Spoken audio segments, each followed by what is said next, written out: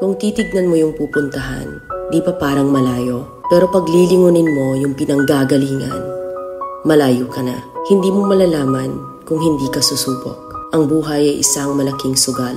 Kung lagi kang takot sumugal sa isang bagay dahil takot kang mawalan, mauubos lang kung anong meron ka. Kung hindi ka mawawalan, hindi ka rin magkakaroon.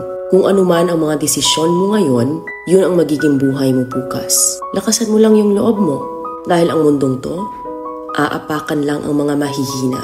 Ibangon mo palagi ang sarili mo. Balang araw, magugulat ka na lang na ang layo na pala ng narating mo. Kahit mabagal ang progress, basta may usad at kumikilos ka, okay na yan. Wala tayong magagawa. Ganyan talaga ang proseso ng buhay. Lahat tayo nakakaranas ng hirap.